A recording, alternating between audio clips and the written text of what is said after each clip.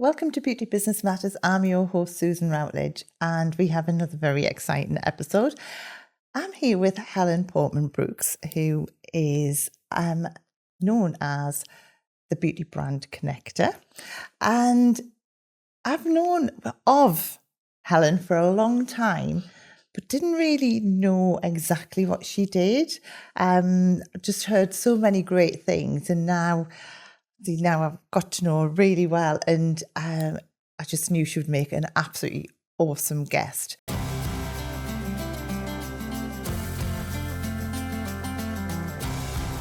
First of all, welcome, Helen. Thank you, Susan. Thank you for having me on your show. And yeah, I mean, the thing is that I love what you do now because you are bringing together smaller brands who don't have training, is that right? Or a sales team? Yeah. And connecting them with anyone in our industry who needs their goods, really, isn't it? Absolutely. They're brands that don't have a sales or a training team, and they need somebody to take that brand out to market. So in a nutshell, I'm a freelance business development manager and trainer for brands that don't have that team already in place. Yeah, and I don't think there really is anyone else who's niched into doing this apart from you. Or maybe there is some, but like you seem to be leading the way with it. Yeah, I think there's always been freelancers out there, absolutely. Whether somebody's got a similar business model to me, I don't know, because I'm kind of just so busy. Stay in my lane, let's get on with it, and let's do what we can do for these brands in the best way that we possibly can do. So can we flip back? Because the thing is that this is what I find fascinating, and this is what I absolutely love about our industry, is that there's so many different avenues you can go down. And I know obviously we'll get to how you started doing this because it's not necessarily always the path that you think you're going to go down. But you started very much as a therapist, didn't you, early on, and then developed from there. Because I always say, there's not that many careers where you can have that many careers out of a career, Sure. Because there's all the different elements within the industry, and then there's the sales and all the other elements that you've gone down. So what first of all attracted you to our industry? And then we'll start on your journey, I think. Sure. That's quite an interesting question, because I wasn't actually attracted to our industry. I fell into beauty therapy. So I went to hear a little bit more about the ambulance service. So I left home, got on the bus, went to hear about becoming part of the ambulance service. And on the way there, I thought, I'm not sure if this is for me. And I arrived into Rotherham. I arrived at Rotherham College, and there was an open day for hair and beauty. And I thought, I think I'll go this route instead. And that's what I did. That's how it all started, really. And I remember coming home and saying to my dad, I needed X amount of money for my kit. And he said, you have to buy your own kit? And I was like, yeah, I'm going to be a beauty therapist. He was like, Helen, how did that happen? I was like, I have no idea. So it wasn't planned. It was just a spur of the moment. Oh, that looks interesting. Oh, this sounds really interesting. Actually, this is where I'm going to start. And if it becomes a career, it becomes a career. If it doesn't, I'll move on to the next stage, and something will come from this. And that's where it all started. Oh, God, that's amazing. I do think having a girl's world as a young girl, was starting to carve that career for me as well a little bit. But yeah, I didn't leave school thinking I was going to become a beauty therapist. My path was just that day. It was just a different avenue, and I took that different route. And amazing. I'm so glad I did. And how many years did you train for then? For beauty therapy. I did my 2-year normal qualification. Yeah. And then I left beauty therapy, went to work in industry. Yeah. And from that, I then went back to college and did my teacher training qualification. And then I taught for a couple of years. Oh, right. So again, unplanned. I was working in the industry, and an ex-lecturer from college phoned me and said, we have a position available for a trainer assessor on reception and we will put you through your teacher training at the same time. Would you like to come back and work reception whilst doing your training? And again, that's what I did. I love how your journey's just been sort of like, there's obviously somebody looking after you, like totally. directing you the right route. Yeah. So then you went, you did that. Then what happened from there then? So I was teaching beauty therapy after I qualified with my trainer assessor award. And then I had this urging passion to work on the road. I wanted the freedom of just being out there on the road and still within the industry. And I wanted to go into sales. I love sales. I think sales is a natural part of everything that we do in everyday life, and it should be. And that's something that I'm really passionate of talking to my accounts about. But I really wanted to go into sales and work on the road. And unfortunately, I didn't have any experience in sales. So when I was applying for jobs, they were like, oh, well, we don't want a BDM sales-wise because, that's covered, but we're looking for trainers. And I applied for a job with Gerard International. Lovely company. Yeah, absolutely fabulous. And they said, we will offer you a training position with your background. And I took that opportunity and trained for them nationally for, I think it was nearly 3 years, and covered the whole country, working for Gerard International as a trainer. It's unusual though, when you say, obviously you didn't have any sales training, and I think that was the missing piece when I did my training, and I think it still is in our industry, in sort of, at college, it's all very focused on treatments, and the sales part is that extra, isn't it? Like retailing and everything like that. So it's interesting that you left teaching wanting to go into sales. Yeah. Because it probably wasn't something that was part of what you were doing then. It wasn't. And I remember when I was a student at college, being awarded Salesperson of the Year. Oh, wow. And I was like, how did I don't understand how I've got this. And they said, because you're amazing at selling. Every client, when you do your treatments professionally, then you'd go out and you'd sell the products of choice that the college stocked. And they said, but you do that. And I was like, but is that not part of what we do? Is that, should we not all be doing that? And the penny hadn't dropped that I was selling. I was just supporting the client on their journey with pro care and home care and encouraging them to look after their skin at home as importantly, if not more so, as what they do when they're having their professional treatments. So I think it's just been an inbuilt switch that I have that... Yeah, because I always say, 12 facials a year, that's still only just over 12 hours in a year. Sure.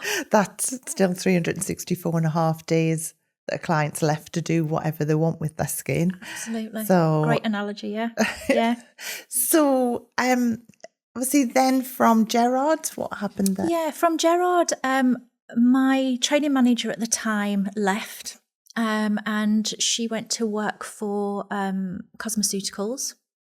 Cosmeceuticals then became skin brands in the industry, but she went to work for cosmeceuticals, and 6 months later I joined her at cosmeceuticals, and a position became available, and I applied for that position and joined her there as a sales rep. Which was fabulous because I was stepping into that role of what I wanted to do, and I wanted to go into sales, the sales side of it all. So I joined cosmeceuticals early 2000, and I left them in 2018. So I had 18 years with them. Wow. Which was fabulous. Great experience. Yeah. Great work colleagues, and forging a new following of clients as well. And on that path, were you on the road all the time then, or? Yeah, the majority of the time. Yeah. So my car became my office. Yeah. So, I mean, you must have got to meet so many businesses. The thing is, it's fascinating as well. I mean, I do a lot of judging and visiting salons when judging, and I just absolutely love it. So doing that every day, getting to go into other people's businesses must have been so awesome. Well, you still do that now, don't you? Yeah, it is fabulous. And it's wonderful because when you're a business owner in that salon, you are head down working that business and working a column, as most salon owners still are. They don't walk their own journey very often. So sometimes for me going in, it was a case of, it might be something simple like, oh, I've just noticed this that you might want to tweak. It was nothing to do with the brands that I was going in to visit, but you were picking up on little nuggets every time you went in that would help that business grow and move them forward. And I found a lot of the time I was talking about the brands that I was going in to talk about, but I was looking at the bigger picture. And I'd often get asked, okay, we've done what we needed to do, but can I just ask you? And I'm just looking for this. And what do you think to this? And how do I go about this? So there was a lot more throughout that journey that I was seeing and helping with people with, not just particularly the brands that I was working with. But as well, probably unbeknown, you were as well picking up things from each business, which you can then help other businesses with. So it's like an ongoing, and that's what I love about our industry, how, the thing is you can help so many people, can't you? Totally. And you'd have a salon that may share something with you and another salon shared a similar thing, and you think, actually, if you two talked, you'd both really help each other out. So I'd always say to them, look, I'm not sharing anything that I shouldn't. I think you two would be really good at having a conversation because you've got a similar challenge that you would probably be able to help each other with. So there was always those connections being made as well between the salon owners.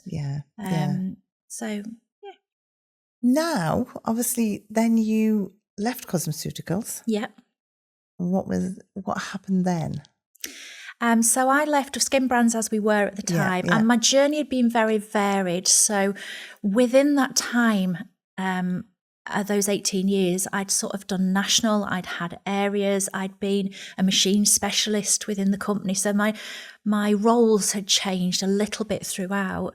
But I left Skin Brands as we were then at 2018, and had a bit of a hiatus from the industry. I kind of share why, because I want people to know why I stepped away from it. I thought I'd fallen out of the love with the industry a little bit and needed a change.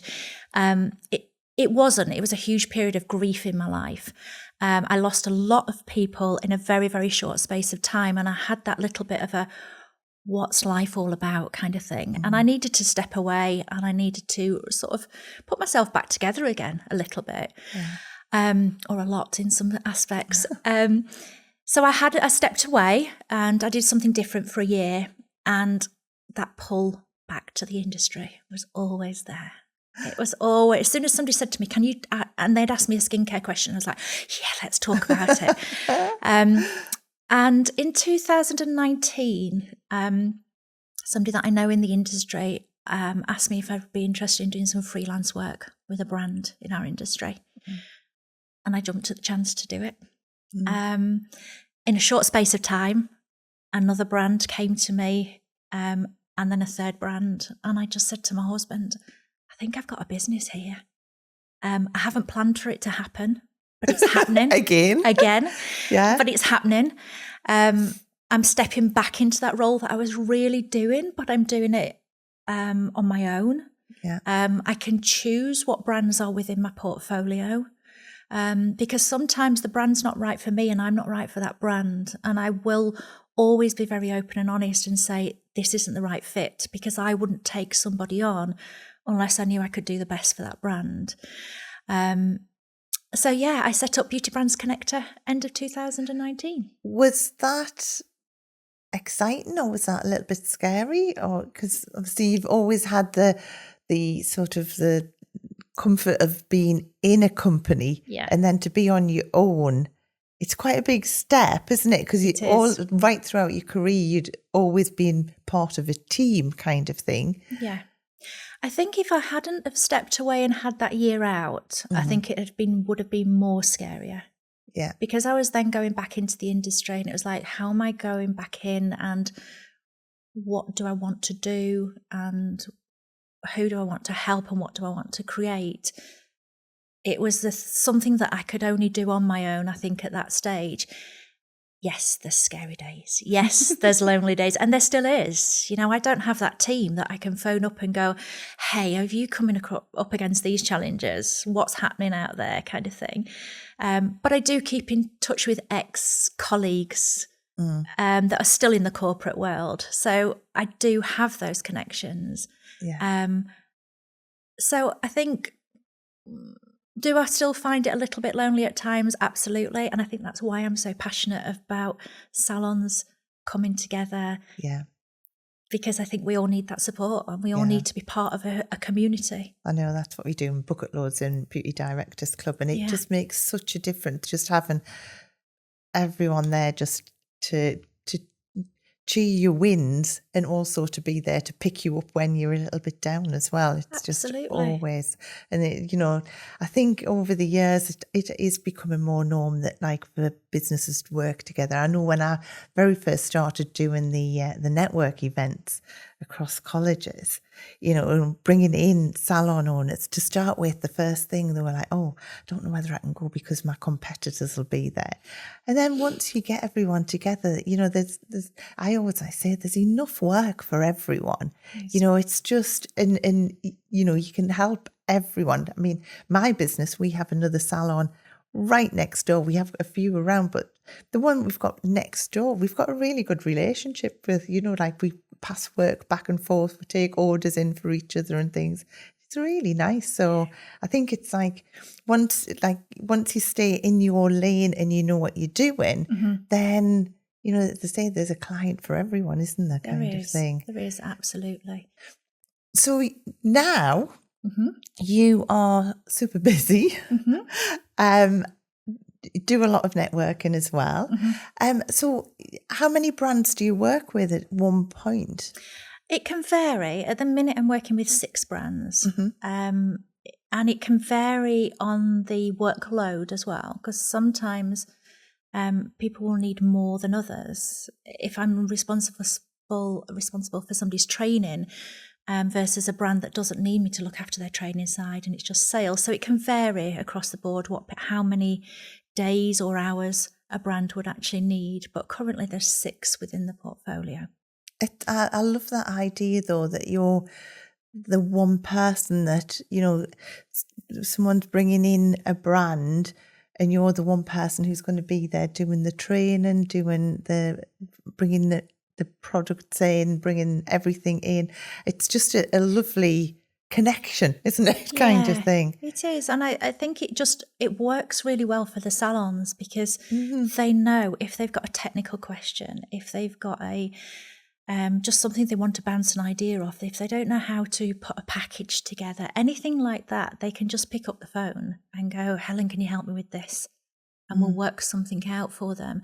And sometimes they may have a brand in place, but they need something else to support or to work alongside a little bit. And that brand might not be within my portfolio, but I will always try my best to find that brand for that salon as well. So even though I might not have everything for everybody, which I don't, there's so many more brands out there. And that's why I try my best to keep in touch and have connections with people that I'm not particularly working with as well. So that if I think that brand is going to be a success, I know I can sort of guide them in that direction and they will have their own team that can pick up on that as well. Yeah, that's lovely. That's a great quality because at the end of the day, that it is all down to trust, isn't it? And once you've got the trust of someone where it's not just, buy my brands, have my brands kind of thing. Yeah. That's amazing. I do often I'll sometimes get a call from somebody and they'll say, I've looked at your portfolio and I'm thinking about taking on X. And I haven't got a brand called X, it's just a hypothetical thing. But I'm thinking on taking on X and I look at it and I look at their portfolio and I look at their business model. I'm like, why do you want this brand? Because you've got something in there that already ticks those boxes. Now, there may be a reason why they're wanting to replace, and then that's a whole different conversation. But it may be that they've not looked at what they've already got in place in that same light as what they're looking at something else with. So although I want success for all my brands, my responsibility to the brands and to the business is to place something into a business that will work successfully. And I won't just do it because the salon thinks they need it, or from a financial point of view, because I don't want a brand to go into a business and it sit on a shelf and not do well. I want it to be a success for the brand, for the business, and for my own brand as well. So it's really important that we get it right, and then I support them on that journey. So I don't have any financial obstacles with taking on brands and never have done. I like people to be trained in the brand before they financially commit, which is a little bit back to front. Yeah, I love that. But throughout my career, it's usually been the other way around. And I could, because I don't look at training and sales separately, I look at it as an entity. As a whole, I think, to me, you have to know a brand inside and out to the best of your ability before you can make that complete decision on whether it's right for the business. So for me, come on training first. Listen to it all. Are we right for you? Is your salon right for the brand? Now let's look at your opening package. And I will always do that on an individual basis. So if financially it's a challenge for somebody, we can start just on professional, or we can start just on retail. If retail space is a challenge, we'll try and work some ways out around that would be more successful for that business. So everybody is an individual that comes to us, and they're all treated as an individual. And I won't have any sort of obstacles in place. We will always find a way around a challenge if we possibly can do. Yeah, and this is the thing. I mean, you know, and I mean, it's the 42,000 salons out there or something. There's a lot of salons out there, but every single one, there's never two that are identical unless they're in a chain, of course. But like, and even then, the individual, because of the individual characters in there and people working there in different ways that they do things. But yeah, I'll absolutely love that. But see, Helen, there's only one of you. Yes. It's a big country. How do you manage to do this? It's like, as I say, that, you know, I do wear many hats. Yeah. But you must be travelling a lot. It varies, because I would love to walk back in through every salon's door like I did in the corporate world. But I can't. Yeah. I can't do that. Time doesn't allow that. The business model doesn't allow that either. So I do a lot of work still via Zoom or on calls with clients. And is that training as well? Yes. Oh, right. Yeah. Okay. Yes. But that works so well for businesses now. It does. You know, because you don't necessarily need to be sitting in front of someone. No, and I think because my business started end of December 2019, then we went into 2020. We all know what happened that year. So I started out behind a screen, so it's not unusual for me to be behind a screen via Zoom or on a call with clients. I do still do in-person visits if I need to, and if I feel that is the best way. But predominantly, I keep in touch with everybody electronically or by phone calls. And I am a real believer in, you know, if somebody pops into my head, I'll just drop them a text message. If somebody really pops into my head, I'll pick up the phone and give them a call. But whatever brand they have within their business, they'll be kept up to date with anything that's happening, whether that be Christmas is coming out, in-person events that we're organising, the next training session that we're doing, whatever it might be, everybody's kept up to date on a regular basis. And I think the variety is what makes it so much fun. Yeah. I don't ever wake up thinking, oh, I've got to go to work today. I wake up thinking, what's on the agenda today? What am I doing? What hat am I putting on first? What brand am I talking about? And what do I need to do to make this day a success? And it's fun. But with it just being you, and obviously you are working sort of flexible hours.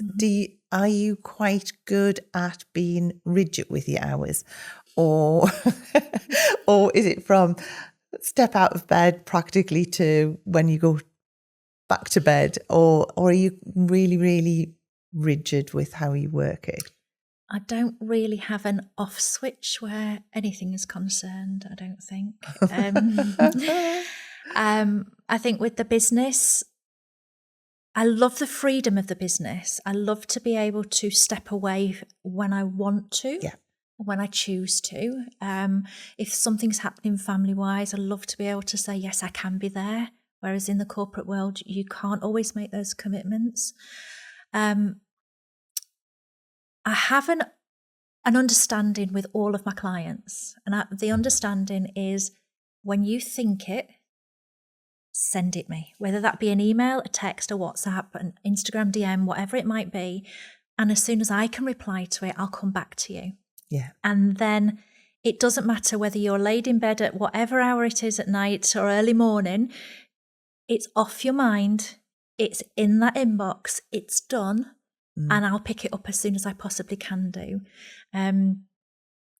So lovely. I think it is kind of as soon as my feet touch the floor, I'm in work mode. I'm in Helen mode. I'm in everything mode, and everything just works. It just flows. Yeah, but like you say, it's lovely to have that flexibility as well. To think, right, I need some family time now, or I need and to actually be able to be that flexible as well. That's lovely. It is. And I think what this year's taught me as well, because I've had a big birthday this year, and I know you've been celebrating a lot. I have. Oh yeah. Gotta be done. But what it's taught me this year is I can step away from my business. I can step away from it, and it still will be there. And people are okay when I say there's going to be a slight delay over this weekend because I'm going to be celebrating X, but I'll pick it up first thing Tuesday morning. And everybody's been okay with it. Whereas before I'd have been like, oh, I can't do that. I need to take my laptop with me. And I'm like, no, it is. So this year has been a learning curve for me that I can step away from things and give the business the freedom to, to grow in the way that it is doing. It doesn't have to be controlled by me 100% all of the time. Perfect. So obviously business sizes that you work with, is there an average, or is it from solo entrepreneurs working in the beauty industry right up to chains, or how does that work? I don't have any chains within my portfolio. I don't have any spas within my portfolio as yet.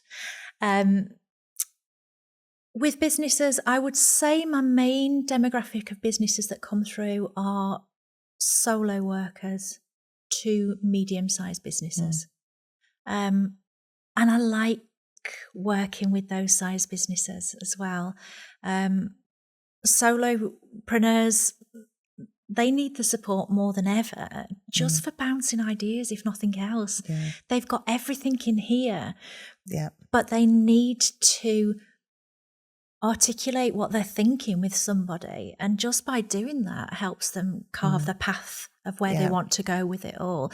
And I think like you and I have said, sometimes that solopreneur can be as successful, even not more. Yeah, a lot more. Yeah, than the bigger. So I would say my demographic is small to medium. And that's just what's happened over the period of time. Are you finding a change in that? I think in the industry in general, it's sort of deemed that there are a lot of people are now deciding to go solo.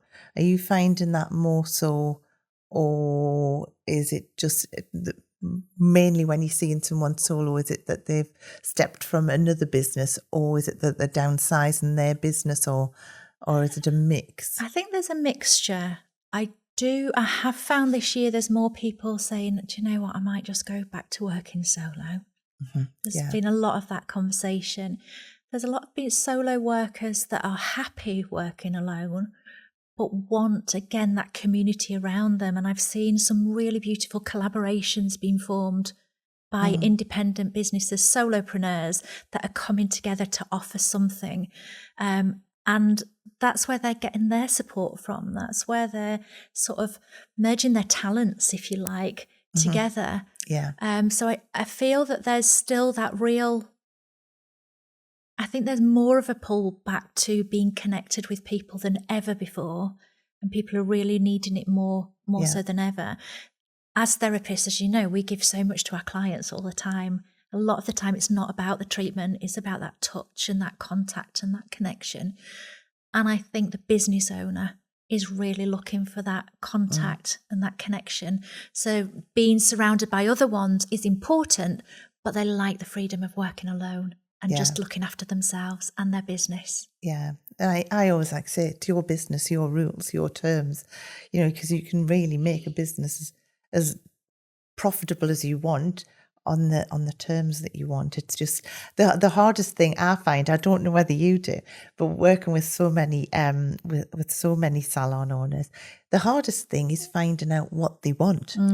It's like they just pinning down to what they want for their future is like the hardest thing. It's as if like, if I say that, it's like it's set in stone. I'm like, no, we just need to know which direction you want to go in. Sure. And I think that's it. But the other thing that I love that we were talking about the other day was, I love the fact that with how you work, someone isn't restricted to like a huge open and order or anything with what they do, because that used to be one of the big stumbling blocks, was that like to take in a brand, you had to take in like X amount, and would always be that like open and order, which was the real stumbling block. And now that you've broke that barrier down a little bit, I love that as well. Yeah, and I'm really passionate about that. I mean, we need a professional representation. So there's got to be a professional commitment to the brand, because 2 or 3 products on a shelf, it's not going to work. But every business is different. And if that person feels really comfortable to launch a brand professionally, because they're uber confident of working with their hands and the treatment that they're going to do, let's start with that. Let's put a little bit of retail into there so we create an experience for the client. They have the beautiful treatment, they have a take-home product, they remember you when they go home because they're using those products, and they come back to you to restock. That gives them confidence in the clients, what they're going to be using at home and why they're going to be doing it. And then we'll build your retail side from that. It may start the opposite way. But by getting to know the business and getting to know that therapist and that business owner helps you craft that opening package for them. Yeah. Awesome. And I think it's just years of having to stick to ways that it's done. And the way that it's breaking done, that mold a bit. Yeah, it's not always the right way for everybody. Yeah. And it has to be right for the company as well as the professional. And I guess I'm sort of in the middle to make it work, and I can see both sides of it. I understand the company, I understand what they're trying to achieve, I understand the salons and the therapists and what they're trying to achieve, and somewhere between us, let's make this magic happen. Yeah. And the thing is that it is magic what you are making happen. And that's the thing, you have pretty much broke the mold on how things are supposed to be done all the way through your career, really, and like stepping into different things. So what would you say? I mean, I think restricting you to 2 is like a lot, but what would be your 2 golden nuggets, either of like things that you've learned or things that you would like to, your best advice to give someone? You can come from whatever element you want, Helen, because there's so many different elements to what you've done and what you do.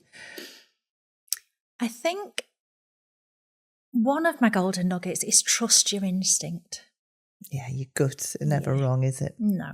My whole path, when I talk about my backstory and I talk about my journey, it's all just been, I've turned left instead of turning right. I should have been turning right every time, and I've gone left for some reason, and it's worked, and it's helped my journey progress, and it's helped so many other people's journeys progress as well, I think. So I think trusting your gut instinct is a big one, and I really encourage everybody that I work with to do the same. Without going into too much detail, but, you know, I might be talking to a business owner and they say to me, let's just say, for example, I love pedicures. I'm like, okay, do you? Yeah, it's the majority of my business that I do. Okay. Do you really like doing them? Yeah. Do you really like no, absolutely hate them. Okay, so what we're going to do about it? So I always say, trust your gut instinct, and I will always trust mine, that I can sort of push that therapist that little bit more to go, is this really, a bit like you were saying, is this really what you want to be doing? Is this really where you see yourself on this journey? It doesn't have to be. And just because you've verbalised it and articulated it, it doesn't have to stay. And I love that when you said it, because it is so true, isn't it? Totally. So I think my main one is trust your gut instinct and go with your gut feeling as well. And I think the other one is surround yourself, find that room that you're meant to be in, or those rooms that you're meant to be in, and embrace those rooms that you're meant to be in. I know from working on my own, it goes back to sort of the question that you asked me, it can be lonely out there. And if I'm having one of those weeks where I'm thinking, oh, I just feel a little bit flat, I'm like, right, where is there a networking event? Get me out there, get me in a room full of people, and let that energy, that vibration, let those people lift me, to give me that spark that I need, that pick me up. And we all need that. Yeah. We all need it. And don't be fearful of being in a similar industry, because there's room for us all out there as well. So I think surround yourself with that community, open those doors and find the rooms that you're meant to be in, and just grow together. Yeah, totally. You know, as I say, I know when we did the beauty roundup, we separated. We were having it as network events for professional beauty, and then we decided to separate for the solo operators and the salon owners. And I think we had 96 solo operators in one session, and it was just amazing to see them all start to connect and I know a lot of them have made lifelong friends from it as well. You know, so it's so true. You know, I think the days of having to do things on your own and feeling on your own in business is like it needs to be in the past. Now, to me, it's all about collaboration and everyone working together in our fabulous industry, which we're both so passionate about. So what's next for you then, Helen? What's more of the same, or do you want to expand further, or do you want to stay? Because it's lovely what you do, and does that just feel nice? Or? Yeah, I think I've got enough to juggle. No, I think I've got enough. Do you know what? I can't even really answer that question, Susan, because something will probably just present itself and I'll be like, oh, okay. So, I know, as soon as I asked that, I was thinking, you know what, there's just going to be something and it's just going to be that feels right. I'm doing this. Yeah. And I'm not a person who, you know, if I'm doing something, I do it and I stick to it. And I think the 3 pillars that I have within Beauty Brands Connector are sort of working with the brands, the networking, and the salon support. And I want those always to be stable pillars within the business that I do. If something presents itself, will I look at it? Of course I will. But I do say no to lots of things, because if I can't do it really well and to the best of my ability, I don't want to do it, because I don't want to let anybody down. Yeah, and reputation's everything.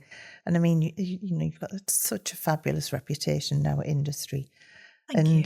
And that's going to continue for forever.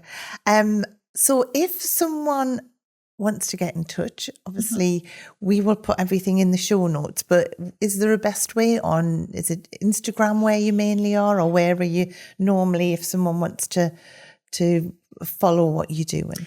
Instagram or Facebook are my main 2. Instagram probably more so than anything else. My email address is hello@beautybrandsconnector.com.